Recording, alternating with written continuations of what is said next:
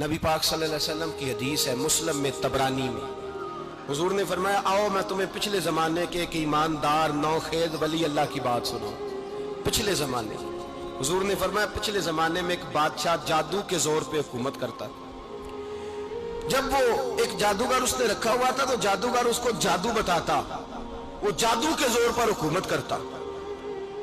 جادوگر بوڑھا ہو گیا تو کہنے لگا بادشاہ کوئی نوجوان میرے پاس بھیج دے، اب میں بوڑھا ہو گیا ہوں، میرا پتہ کوئی نہیں کب مر جاؤں۔ ایک نوجوان کی ڈیوٹی لگائی، بڑا زیرک سمجھدار، اپنے رعایا میں سے چن کے جو ذہین فطرت مزاج بچہ تھا وہ اس نے لگایا۔ اللہ کے محبوب علیہ الصلوۃ والسلام فرماتے ہیں بچہ جادو سیکھنے لگا، وقت گزرنے لگا۔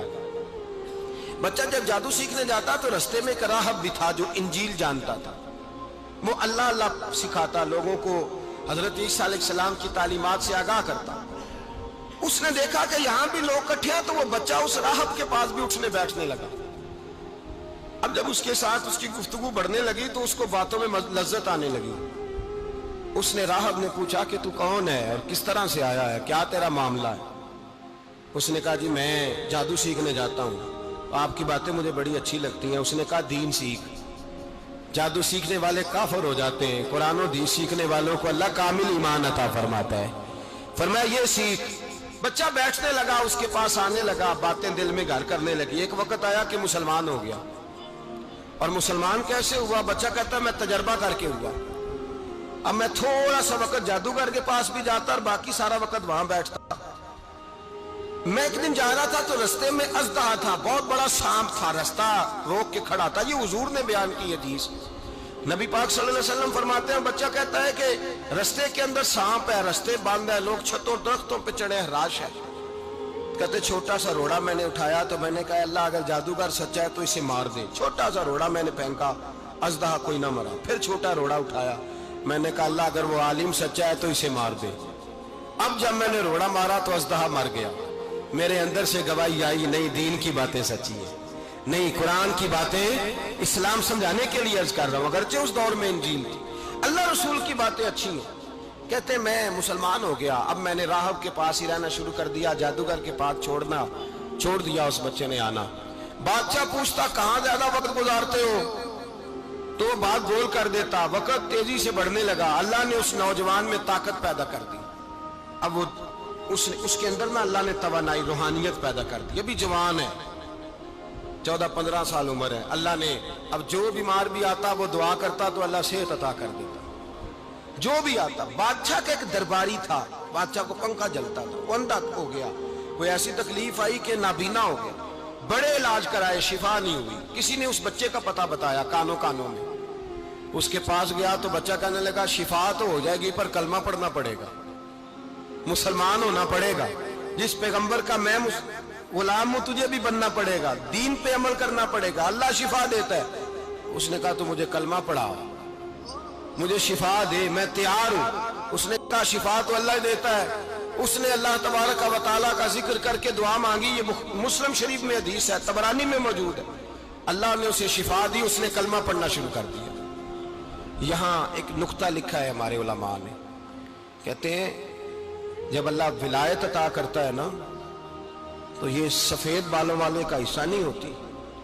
اگر جوانی میں کوئی آدمی توبہ کر کے تصوف کے رستے پہ چلتا ہے تو سب سے زیادہ ولایت اللہ اسے عطا فرماتا ہے، سب سے زیادہ ولایت اس کے پاس ہوتی ہے۔ ابھی اس کے بال کالے ہیں، چڑھتی جوانی ہے، دعا کی تو اللہ نے، اور حدیث پاک میں موجود ہے کوڑے آتے تو شفا یاب ہو جاتے، اندھے آتے تو شفا یاب، برس والے آتے تو اللہ سے دے۔ جوان ہے، بادشاہ کے پاس وہ واپس گیا، وہ جو آدمی جس کی آنکھیں ٹھیک ہوئی تھی۔ بادشاہ نے پوچھا کہ کیسے شفا ملی؟ تو کہنے لگا میرے رب نے شفا دی۔ بادشاہ سجدے کراتا تھا، اپنے آپ کو منواتا تھا معاذ اللہ، کہنے لگا میرے علاوہ کون رب ہے؟ اس نے کہا وہی رب ہے جس نے تجھے پیدا کیا ہے، اور وہی رب ہے جس نے مجھے اندھے کو آنکھیں دی ہیں، وہی ہے میرا مالک۔ کہا اچھا تو مجھے نہیں مانتا؟ کہا نہیں میں اپنے رب کو مانتا ہوں۔ بادشاہ نے اسے سزا دی، ستایا، اس نے بچے کا پتہ بتایا، پھر بچے کو بلا کے ستایا تو اس راہب کا پتہ بتایا، راہب بھی قتل ہو گیا، نابینا بھی قتل ہو گیا۔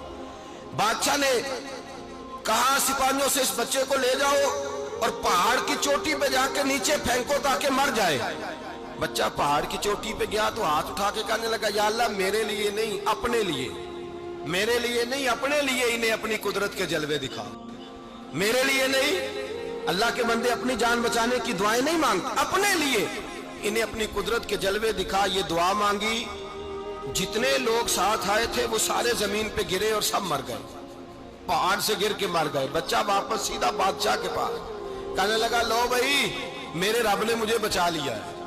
जवान का ईमान देखो, मेरे रब ने मुझे, बोलो मेरे अल्लाह ने मुझे ईमान की गवाही दे रहा है, मैं बच गया हूं, तू झूठा है, मेरा रब सच्चा है। उसने कहा ले जाओ इसको दरिया में, कश्ती में बिठाओ, बीच दरिया के जाके धक्का दे दो। बैठे कश्ती में, दरिया के बीच गए और जब जाके वहां उसको धक्का देने लगे तो उसने कहा, अल्लाह मेरे लिए नहीं अपने लिए इन्हें अपनी कुदरत के जलवे दिखा।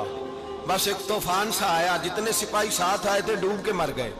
वो बच्चा उठा और सीधा फिर बादशाह के पास, उसी के पास कहने लगा, लो भाई मेरे रब ने मुझे बचा लिया है, तेरे पास आया हूं। वो कहने लगा, तू क्या मुसीबत मेरे गले पड़ गई है, कैसे जान छूटेगी?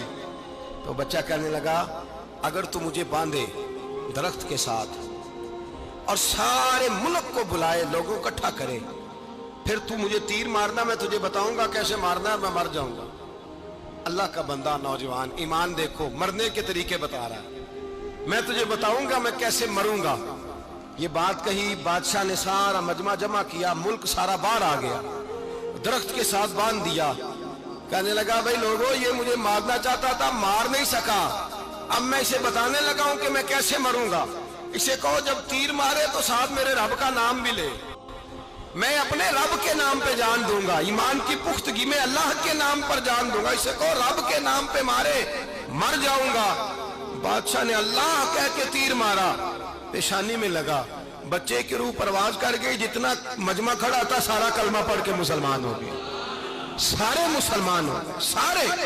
मेरे रसूल पाक सैयद आलम सल्लल्लाहु अलैहि वसल्लम ने नौजवानों को बताया, जब तुम्हारे अंदर ईमान की कुव्वत आएगी तो अल्लाह तुम्हारी मदद करेगा।